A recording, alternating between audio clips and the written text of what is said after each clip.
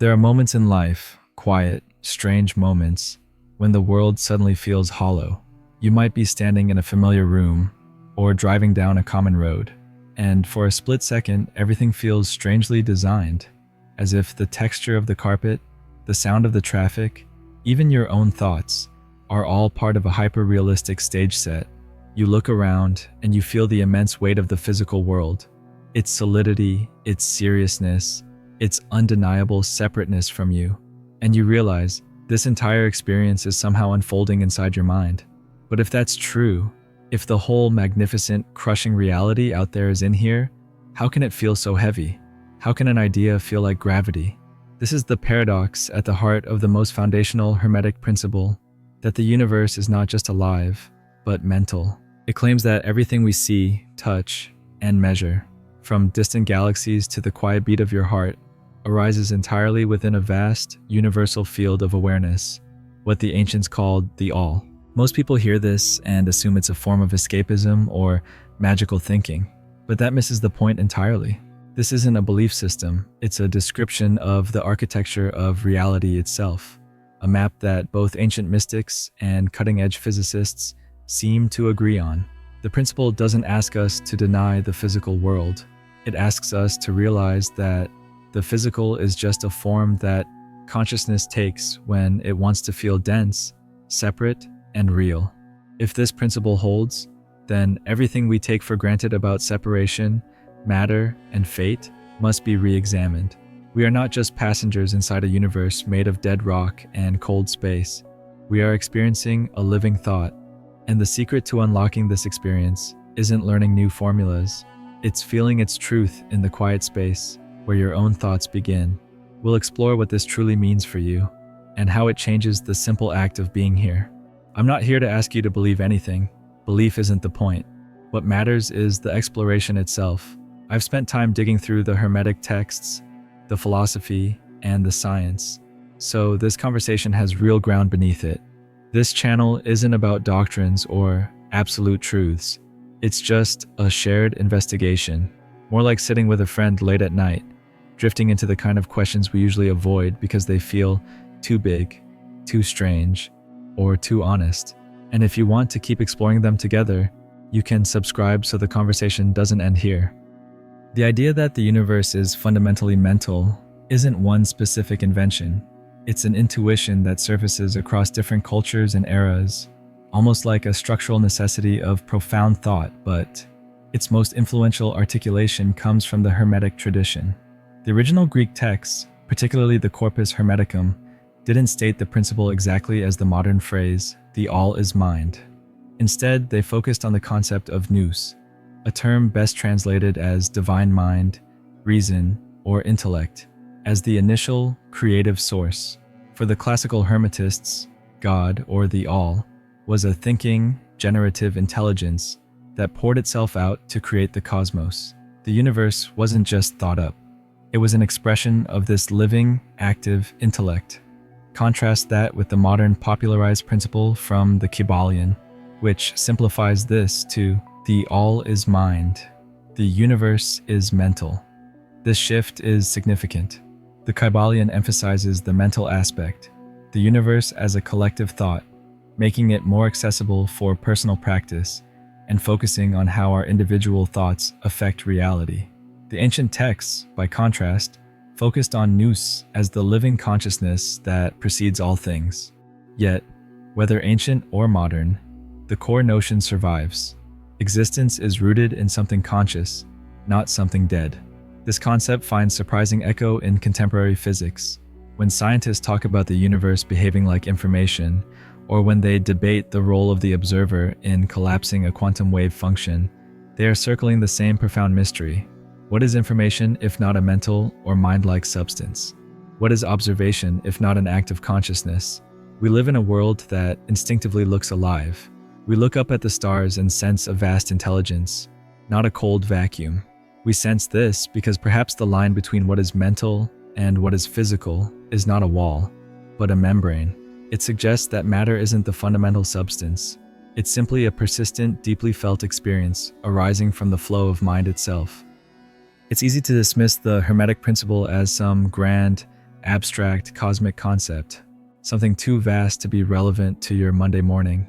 But the most profound argument for a mental universe isn't found by looking out at the stars. It's found by looking inward at the sheer strangeness of your own perception. Consider for a moment how reality actually reaches you. You don't experience the world directly. You experience a continuous, high-fidelity reconstruction happening inside the dark theater of your skull. Neuroscience confirms this. Your brain is an active prediction engine. It takes fragmented electrical signals, compares them to a lifetime of internal models, and then generates the world you see, hear, and feel. This is the predictive processing model, and it suggests that what you call reality is, on a fundamental level, a controlled hallucination.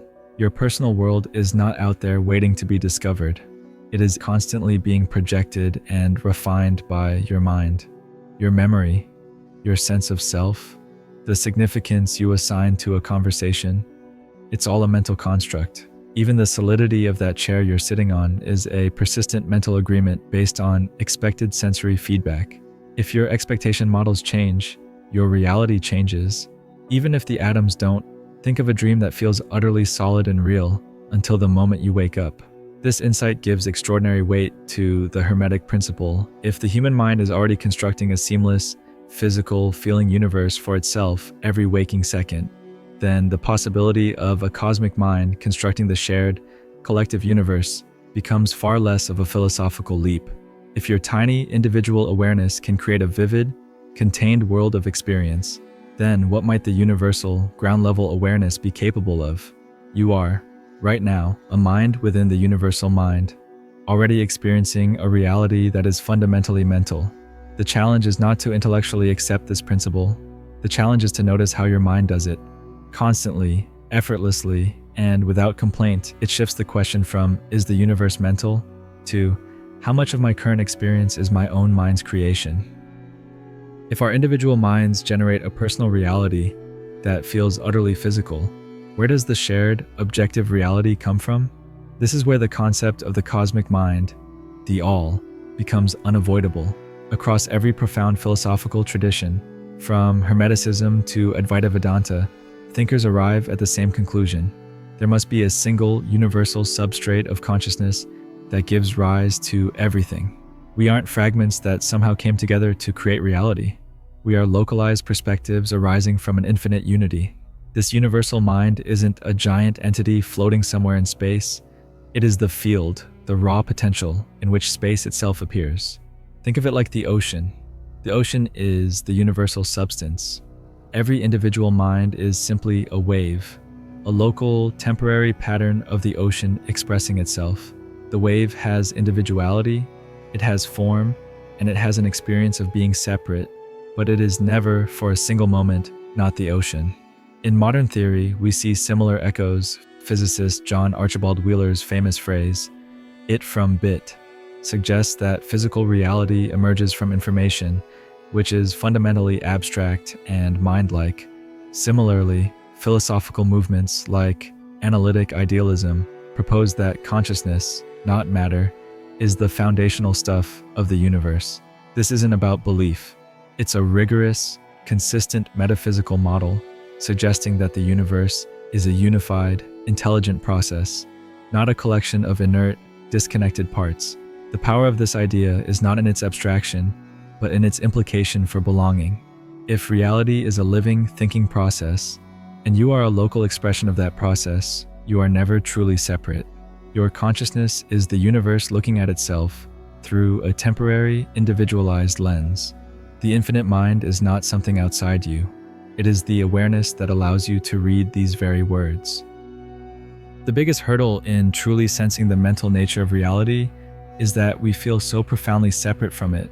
If we are expressions of the cosmic mind, then why the boundary? Why the individuality? Why the illusion that I am here and the world is there? This is the paradox of the dreamer and the dream. In this model, the cosmic mind isn't just thinking the universe into existence. It is experiencing it, and to have an experience, you must have a local perspective, a character within the grand narrative. That character is you. You are the lens through which the infinite, undivided mind localizes itself to feel the texture of being finite, to know the warmth of a coffee cup, to feel the specific ache of separation, and to ultimately seek the memory of unity. The moment you realize this, the boundary between self and world begins to soften. The world is no longer something you bump into, but something that arises in the same fundamental awareness that is reading these words. It shifts your understanding of where you actually reside. You are not a physical body carrying a small spark of consciousness. You are consciousness expressing itself as this unique body, with this unique set of memories and thoughts.